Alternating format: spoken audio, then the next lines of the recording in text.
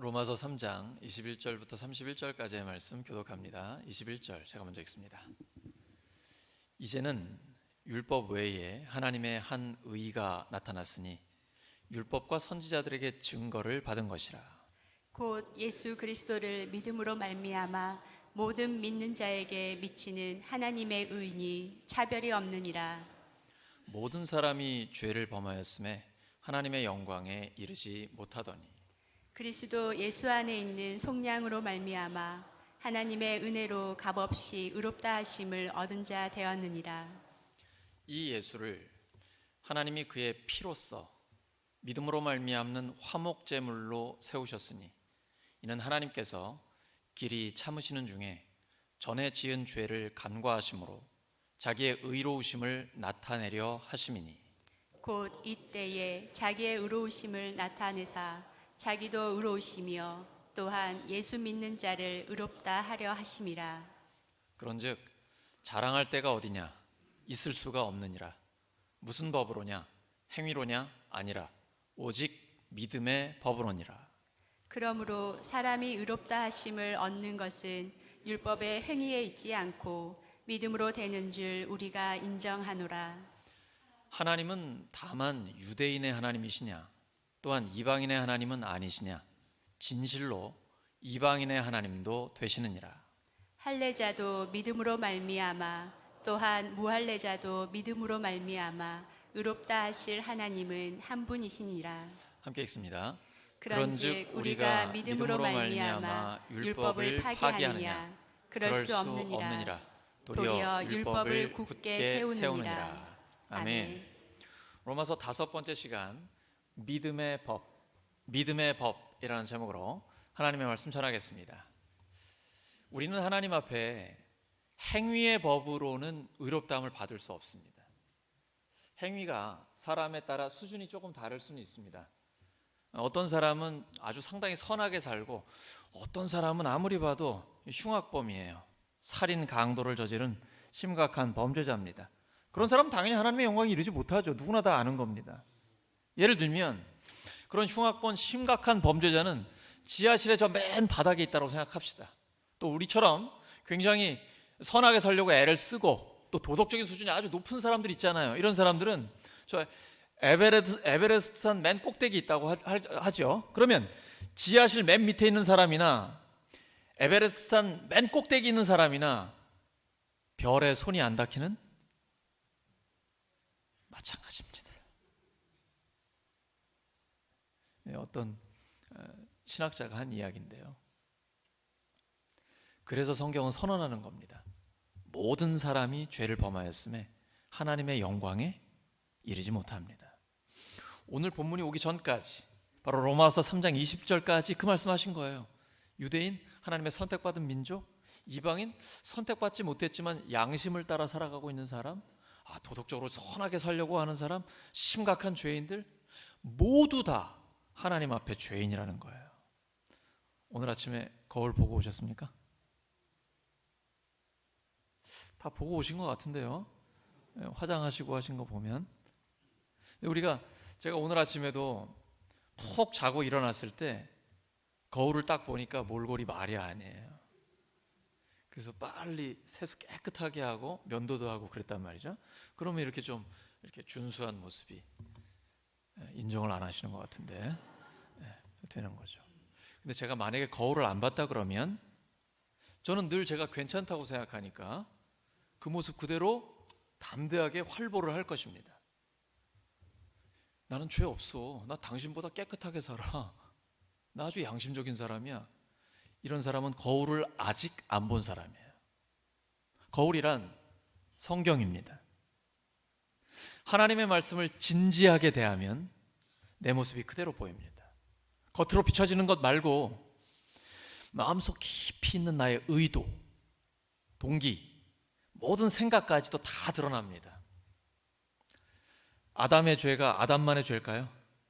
사탄이 이야기합니다. 이 선악을 알게 하는 나무 열매 너 먹으면 하나님처럼 돼. 와, 이처럼 대단한 유혹이 어디 있어요? 내가 하나님이야. 내가 내 삶의 주인이야. 내 마음대로 내 뜻대로 살 거야. 아담의 죄는 곧 나의 죄입니다. 다윗을 볼까요? 하나님 앞에 늘 깨어 기도하는 사람이었습니다. 수많은 시편을 지었어요. 언제요? 고난당할 때. 사울 왕에게 쫓겨다니며 늘 죽을 고비를 넘길 때, 내가 사망의 음침한 골짜기를 다닐지라도 해를 두려워하지 않을 것은 주께서 나와 함께 하십니다. 너무나 감동적인 시를 우리에게 많이 지어줬습니다.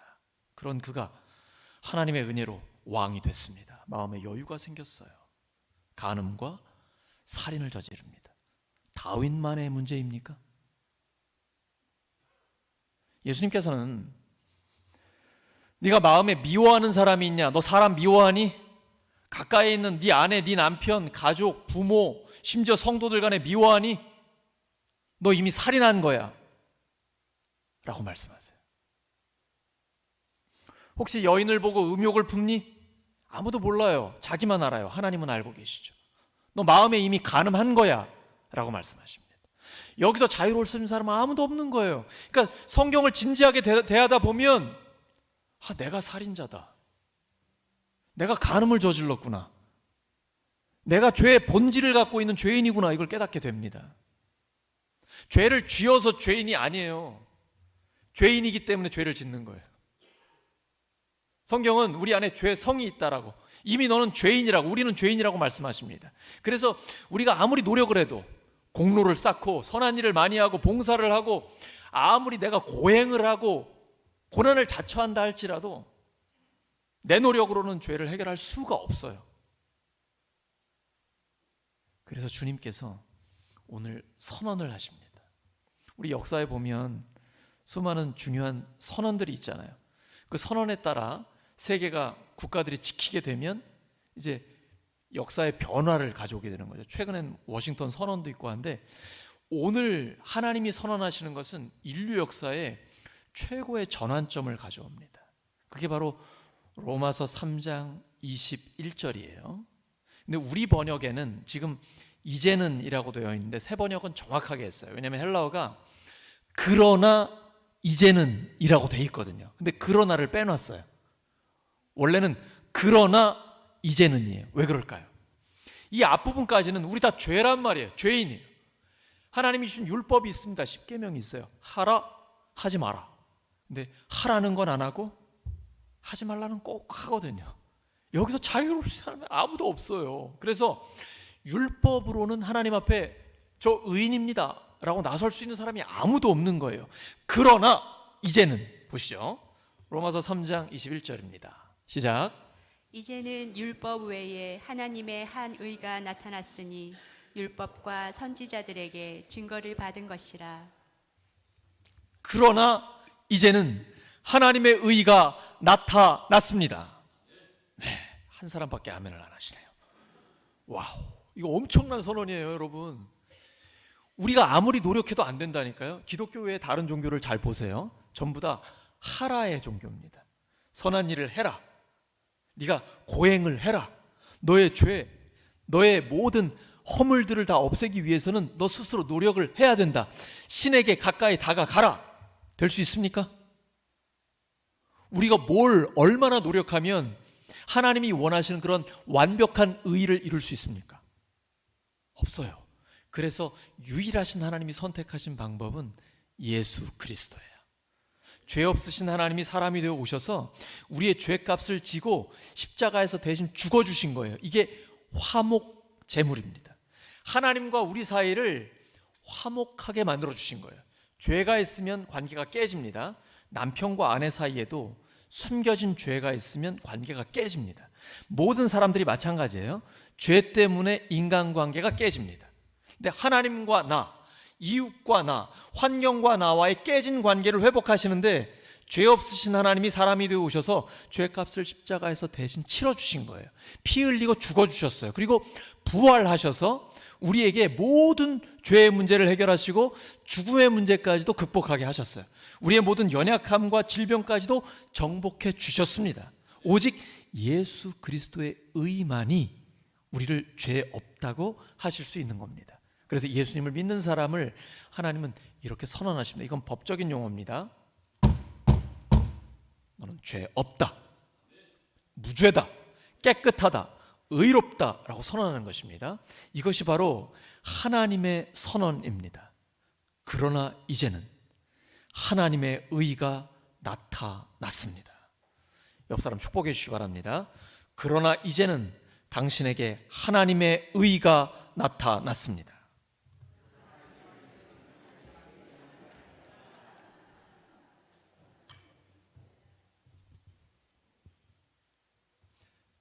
내 수준 가지고 구원받는 거 아닙니다. 여전히 나는 부족합니다. 내 안에 욕망이 있고 욕심이 있고 현실을 살아가며 걱정 근심이 몰려올 때도 있고 그런 것들에 우리가 힘들 때가 있습니다. 그러나 더 이상 이러한 죄와 욕심과 욕망, 현실, 걱정 근심의 노예로 살지 않습니다. 왜냐하면 하나님이 우리를 의롭다고 인정하셨기 때문입니다. 그래서 이제는 하나님의 은혜 가운데 하나님의 사랑을 머금고 살아가는 것입니다. 오늘 찬양이 너무 은혜롭죠. 주님의 나라가 임하기까지 순례의 길 멈추지 않으리. 정말 눈물 나는 감동의 가사 아닙니까? 주님 만나는 그날까지 예수님을 따라가는 그 걸음 멈추지 않겠습니다. 그런데 우리를 홀로 두지 않으세요. 우리와 함께 가십니다. 그리고 우리의 동역자들이 여기 있잖아요. 함께 기도하고 서로를 축복하며 가는 것, 정말 강력한 힘입니다. 우리 선한 능력으로 일어서야 합니다. 악한 사람들도 뭉치잖아요. 조직 폭력이잖아요. 선한 사람들이 정말 뭉치고 또 뭉쳐야 됩니다. 어떻게 뭉칠 수 있을까요? 축복 기도하면서 서로를 위해 중보 기도하면서 강력한 하나됨을 이루는 것입니다. 그 선한 능력으로 하나님 앞에 쓰임 받을 수 있는 거예요. 근데 나에게는 선함이 없어요. 오직 예수 그리스도의 선함이에요. 근데 우리가 예수님을 믿고 의지하면 하나님께서 우리를 의롭다고 인정해 주세요. 깨끗하다고 선언하십니다. 근데 거짓말쟁이가 있습니다. 마귀예요.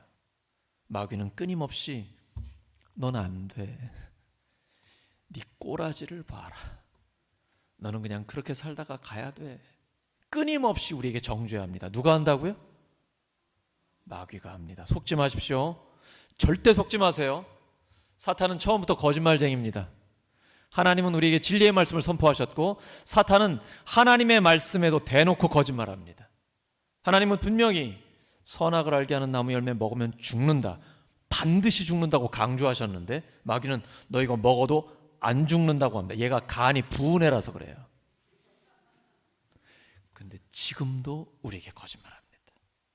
하나님은 우리를 의롭다고 인정하시는데 아니야, 너 죄 지었잖아, 너 허물 많잖아, 이렇게 끊임없이 얘기합니다. 그러면 내가 죄를 지으면 나에게 허물이 있으면 구원이 취소됩니까? 구원 못 받아요? 구원이 나에게 달려 있습니까? 구원은 예수 그리스도께 있는 것입니다. 예수님이 나 대신에 죽어 주셨어요. 그래서 오늘 본문에 읽었잖아요. 화목제물, 따라하시죠. 화목제물. 화목제물. 주님이 우리를 위해 제물이 되어 주셨다라는 겁니다. 여러분, 한문에 오를 의자가 위에 양이 있죠. 양 밑에 나 아자가 있죠. 자기 아자가 있습니다. 곧 어린 양 밑에 내가 있다라는 겁니다. 우리의 죄를 대신 지시고 십자가에 죽어주신 어린 양 예수 그리스도 밑에 나 자신이 있는 거예요. 그래서 나의 의가 아니라 예수님의 의로 구원받는 것입니다. 여전히 나의 수준은 부족하고 연약하지만 하나님은 우리를 구원하셨습니다. 구원은 완성된 것입니다. 물론 하나님의 나라가 완성되는 건 예수님의 재림 때예요. 그러나 이미 우리는 구원 받았어요. 예수님께서 십자가에서 뭐라고 하셨죠? 다 이루었다. 영어로 It is finished 라고 되어 있어요. 끝났다라는 거예요. 구원의 문제는 예수님이 끝냈어요. 내가 뭘 해야 되는 거 아니에요. 뭐 대단히 잘 믿어야 되고 뭘 잘해야 구원받는 게 아니에요. 이미 예수님이 다 이루셨어요. 그걸 받아들이는 겁니다. 세상에 기독교 말고 다른 종교들은 다 하라의 종교예요. do, 선하게 하라, 잘 살아라, 이렇게 하라는 건데 기독교는 done, 다 이루었다라는 거예요. 주님이 다 이루신 것을 받아들이는 거예요. 요한복음 1장 12절. 영접하는 자, 받아들이는 자, 곧 그 이름 예수님을 믿는 자는 하나님의 자녀가 되는 권세를 주셨어요. 더 이상 우리는 죄의 노예, 욕심과 욕망의 노예, 세상의 음란과 방탕의 노예가 아니라 하나님의 아들, 하나님의 딸로서 은혜 가운데 기쁨으로 사명을 감당하며 감격 속에 살아가는 것입니다. 아무도 못 말려요. 오직 주님의 은혜가 우리를 붙들고 있기 때문입니다. 하나님의 이 구원은 입양과 같은 것입니다. 버려진 아이가 있습니다. 흙탕물에 뒹구는 더러워진 아이가 있어요. 그런데 너 오늘부터 내 아들 내 딸이야 선언하고 입양을 했어요. 아직은 더러워요. 이때 입양한 부모가 어떻게 할까요? 당연히 씻어주죠. 목욕을 시켜준단 말이에요. 자, 우리가 하나님께 입양됐습니다. 다른 조건 없이 예수님을 믿으면 하나님이 넌 내 아들이야, 내 딸이야 입양하셨어요. 그 다음부터 우리를 만지기 시작하십니다. 깨끗하게 해주세요. 그리고 점점 더 성숙하게 예수님을 닮아가게 성장시켜 주십니다. 하나님은 사랑하는 자녀들을 절대로 방치하지 않으십니다. 하나님 계속 여러분 기대하십시오. 지금의 우리의 모습이 아닙니다. 하나님은 우리를 계속해서 변화시켜 주십니다. 우리가 성숙해가지고 부르셔가지고 쓰시는 게 아니에요. 하나님은 우리를 만들어서 쓰십니다. 모난 데는 다듬어 주십니다. 뾰족한 건요 부드럽게 만들어 주세요. 뭐 좀 잘못된 게 있으면 바로 잡아 주십니다. 더러운 거 있으면 깨끗하게 해서 만들어서 쓰십니다. 그러니까 우리는 아무 걱정 없이 그냥 주님 품에 안겨서 더 주님 품 속에 파고 들어가면 되는 거예요. 그러면 주님이 우리를 만들어 주십니다. 옆 사람 축복해 주시기 바랍니다. 하나님은 당신을 만들어서 쓰십니다.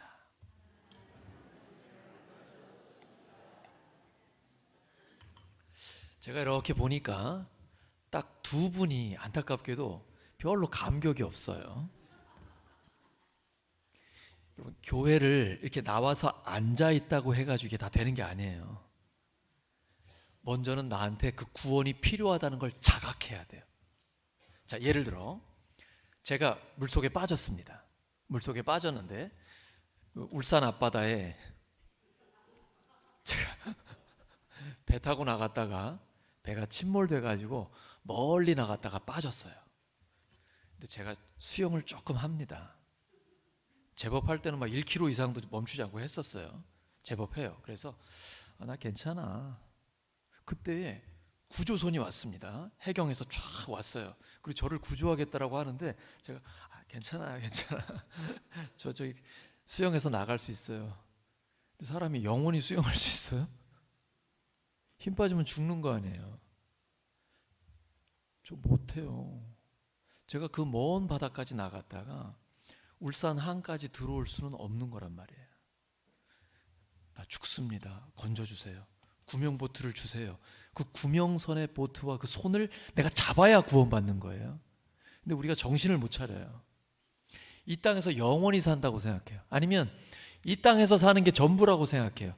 나 도움 필요 없어요. 나 이만하면 잘 먹고 잘 살아요. 건강도 괜찮고 지금까지 뭐 저 교회 안 다녀도 잘 살았는데 하나님 없어도 괜찮습니다. 이 자각을 못하면 예수님의 손길을 잡지 않아요.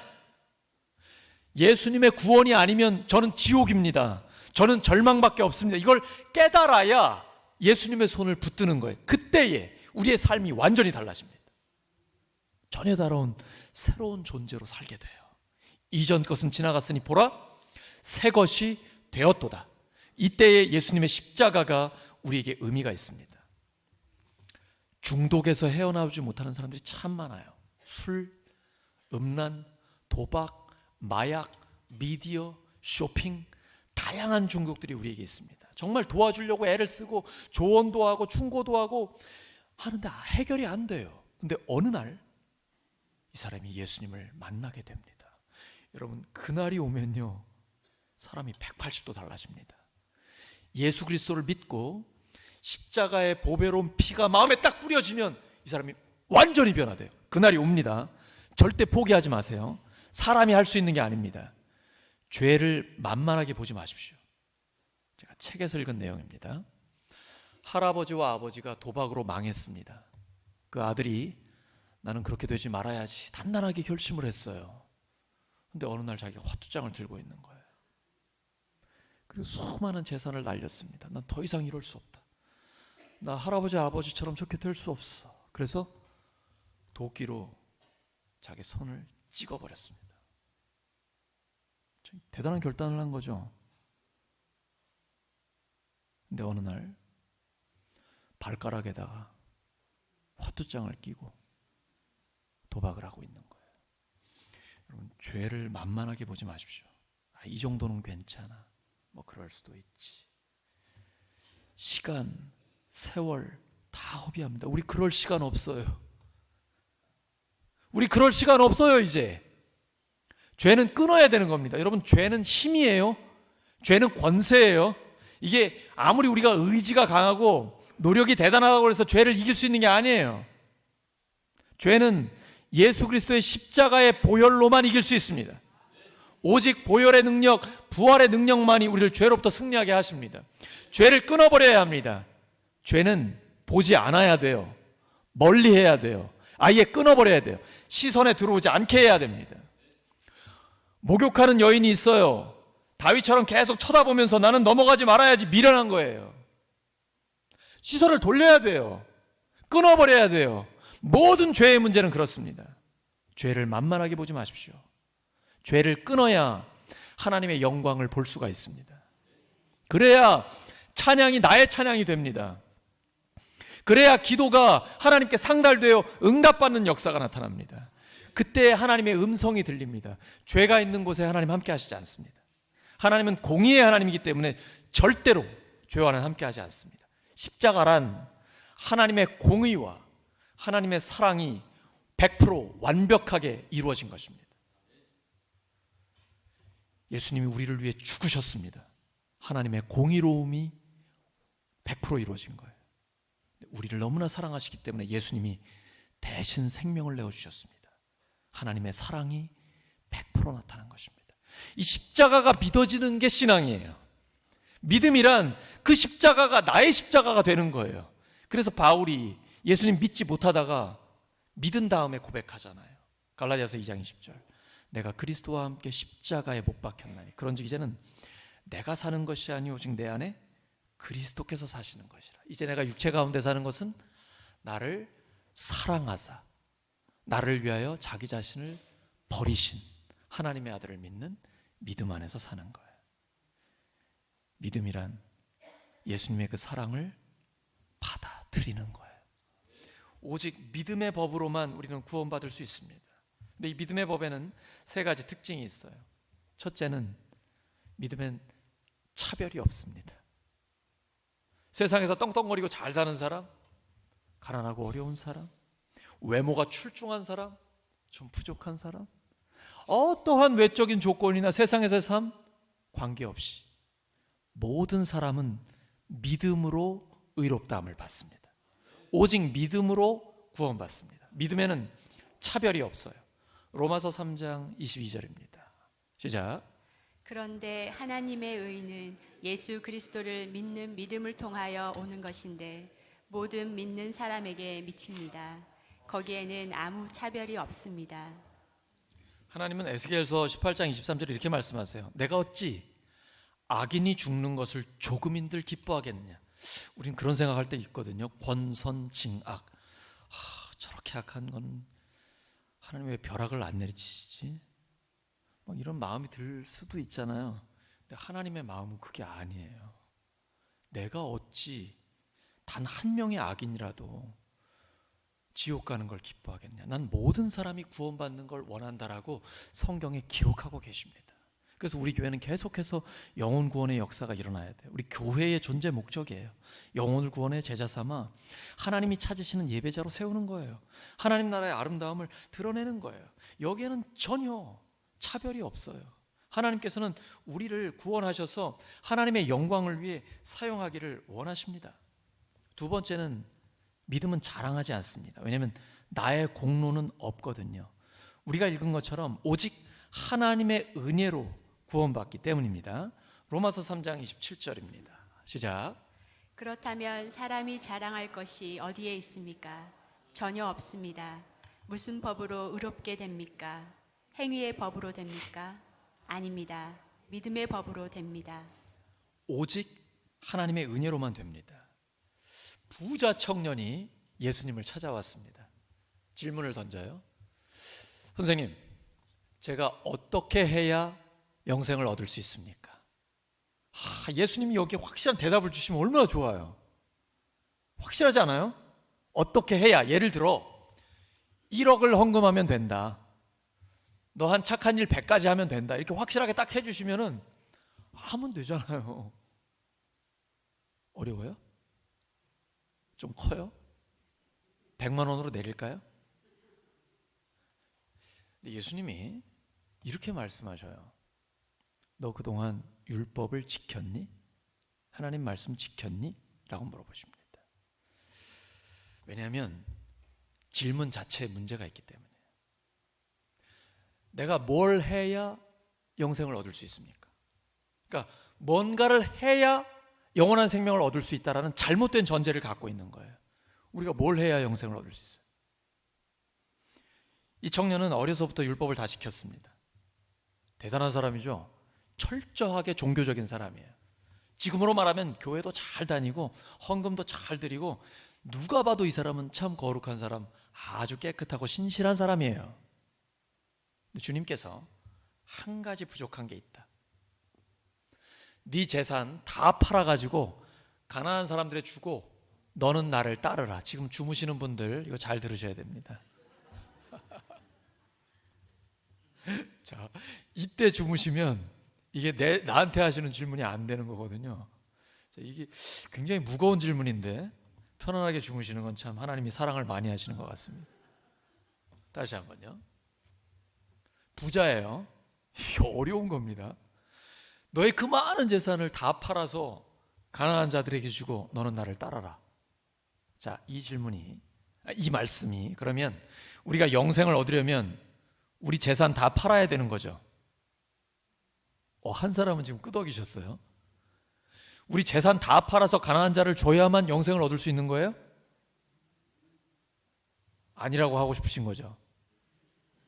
그러면 예수님의 그 속뜻은 뭐예요? 너의 마음의 주인이 누구냐는 거예요. 너의 마음의 주인이 돈이냐 예수님이냐, 이걸 물어보시는 거예요. 예를 들어 마음의 주인이 예수님이에요. 근데 예수님께서 전 재산 다 팔아가지고 너 나 따라라, 영생을 너에게 주겠다 하셨어요. 그렇게 하실 거예요? 자, 보세요. 제가 이 말씀을 준비하면서 정직하게 저한테 물어봤어요. 사실 저는 재산이 없기 때문에 전 되게 쉬워요. 이게 어렵지 않습니다. 근데 재산이 있는 사람은 이게 쉬운 질문이 아니에요. 내 재산이 100억, 200억, 몇 초 된다고 생각해 보세요. 이걸 다 팔아가지고 가난한 자들에게 주고 예수님을 따를 수 있어요? 근데 저는 병든 분들을 많이 보거든요. 특히 불치병 환자들. 그리고 이거는 희귀병이라 보험도 안 돼요. 신약이 나왔는데 엄청나게 비싸요. 하지만 생명을 몇 년이라도 연장하기 위해 전 재산 다 팔아요. 모자라면 빚도 져요. 육체적인 생명을 조금이라도 더 연장하기 위해서. 근데 여러분, 영원한 생명을 얻을 수 있습니다. 전 재산 팔고 영생을 얻는 거, 수지 맞는 장사 아닙니까? 이게 믿음이에요. 예수님은 이 말씀을 하신 거예요. 근데 청년은 마음의 주인이 예수님이 아니에요. 자기가 영생은 얻고 싶은데 예수님이 주인이 아니에요. 돈이 주인이에요. 그래서 영생을 포기하고 근심하면서 돈을 지키고 갔습니다. 오늘도 주님은 우리에게 물어보십니다. 우리는 어떤 행위로 구원받는 게 아니에요. 자랑할 건 아무것도 없어요.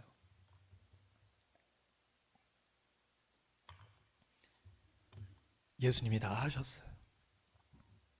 우리가 할 일은 예수님을 믿는 거예요. 근데 믿는다는 건 예수님이 나의 구원의 주님이라는 거예요. 그거는 이 땅에서는 내 마음대로 내 뜻대로 살다가 죽을 때 뿅 하고 천국 가는 티켓이 아니에요. 내 마음에 예수님이 주님입니다 라는 거는 내 뜻대로 살지 않고 주님 뜻대로 살겠습니다 라는 거예요. 근데 우리가 그러지 못하면 너무 죄송하잖아요. 그런데도 다시 돌이키고 주님 뜻대로 살고 싶어요. 이게 기도예요. 기도라는 거는 내 뜻을 이루어 주세요 이게 아니에요. 저는 주님의 종입니다 해놓고 아니야, 주님이 내 종이야. 자꾸 내 뜻을 이루어 달라는 거예요. 주님 제 종이잖아요. 전능하신 종이잖아요. 다 하실 수 있잖아요. 내 뜻을 이루어 주세요. 이건 기도가 아니에요. 이건 잘못된 거예요. 그건 이루어 주지 않으세요. 이루어 주시면 큰일 나요. 내 뜻이 다 이루어 주면 큰일 납니다. 주님 뜻이 이루어져야 돼요. 믿음이란 무엇이냐? 주님이 내 마음의 주인이 되시는 거예요. 그래서 주님 뜻대로 살아가는 거예요. 그러면 주님이 우리를 내버려 두시느냐? 아니에요. 성경에 대원칙이 있어요. 먼저 하나님 나라와 하나님의 의를 구하면 나머지 모든 것은 하나님이 책임져 주십니다. 그래서 더 많이 베풀고 더 많이 나눌 수 있도록 복의 통로가 되게 해주십니다. 콩고물이 엄청나게 떨어져요. 우리가 하나님의 영광을 위해 살면요, 사람들이 줄 수 없어요.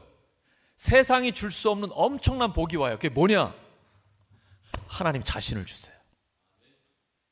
한 명밖에 감동이 없네. 우린 자꾸 기프트를 달라고, 기프트, 선물을 달라고 한다니까요. giver, 선물을 주시는 하나님이 비교할 수 없이 크다고요. 그분이 우리의 주님이 되시는 거예요.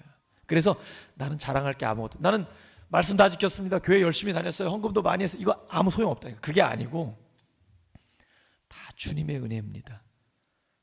하나님의 능력이에요. 근데 너무 감사해가지고 주님 뜻대로 살고 싶어요. 주님과 동행하고 싶어요. 이겁니다. 세 번째, 믿음으로 의롭다함을 받습니다. 로마서 3장 28절입니다. 시작. 사람이 율법의 행위와는 상관없이 믿음으로 의롭다고 인정을 받는다고 우리는 생각합니다. 다시 한번 시작. 사람이 율법의 행위와는 상관없이 믿음으로 의롭다고 인정을 받는다고 우리는 생각합니다. 교회만 줄 수 있는 한 가지가 있습니다. 세상에서는 다양하게 줄 수 있어요. 육신의 정욕, 안목의 정욕, 이생의 자랑, 돈, 명예, 쾌락 다 줄 수 있어요. 세상은 다 줄 수 있어요. 근데 세상은 줄 수 없고 교회만 줄 수 있는 한 가지가 있어요. 뭘까요? 하나님의 은혜입니다. 은혜. 오직 믿음으로 의롭다고 인정을 해주시는 거예요. 믿음의 법에는 세 가지 특징이 있어요. 믿으면 차별이 없어요. 믿음은 자랑하지 않아요. 그리고 믿음으로 의롭다함을 받아요. 이렇게 믿음으로, 오직 믿음으로 살면 하나님께서 우리를 칭찬해 주십니다. 오늘 말씀 정리합니다. 하나님의 자녀는 믿음의 법으로 살아갑니다. 그 믿음의 법은 세 가지 특징이 있어요. 첫째, 믿음에는 차별이 없습니다. 둘째, 믿음은 자랑하지 않습니다. 셋째, 믿음으로 의롭다함을 받습니다. 믿음의 법으로 살아서 하나님께 인정받고 점점 더 행복한 삶을 사는 우리 모두가 되기를 예수 그리스도의 이름으로 축원합니다. 함께 기도합니다. 하나님 아버지, 주신 말씀 감사합니다. 저희들 믿음의 법으로 살기를 원합니다. 오직 하나님의 은혜로 구원받았으니 주님 부르시는 그날까지 믿음으로 살아서 하나님께는 잘했다고 칭찬받고 이 땅에 사는 동안에 점점 더 행복하게 주님과 동행하는 저희들 되게 하여 주시옵소서. 예수 그리스도의 이름으로 기도드립니다.